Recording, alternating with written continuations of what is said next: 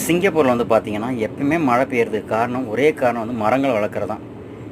Gap கிடைக்கிற இடம்லாம் கிடா வெட்டுறான் பாரு அப்படிங்கிற மாரி, கேப்பு கிடைக்கிற இடம் ஃபுல்லா மரங்களா இருக்கும். மரங்கள், செடி, கொடி, தரை கூட வந்துட்டு சின்னதா ஒரு கேப் விட மாட்டாங்க. புல்ல போட்டு வச்சுருவாங்க.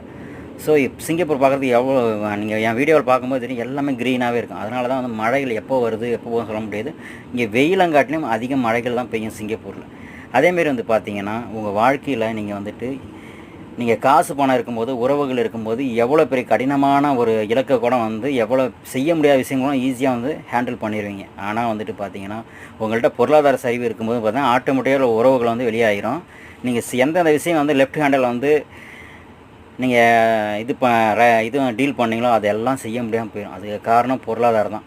பொருளாதாரத்தோட வந்து மான மரியாதையும் போயிரும். அதனால வெளிநாட்டு வேலை சகோதரர்கள் வந்து பார்த்தீங்கன்னா, காசு பணத்த சேமிச்சுட்டு போய் இந்த தலைமுறையில நீங்க வந்து முதலாளி ஆயிட்டீங்கன்னா, அடுத்தடுத்த தலைமுறையில முதலாளியா மாறிக்கிட்டே இருப்பாங்க.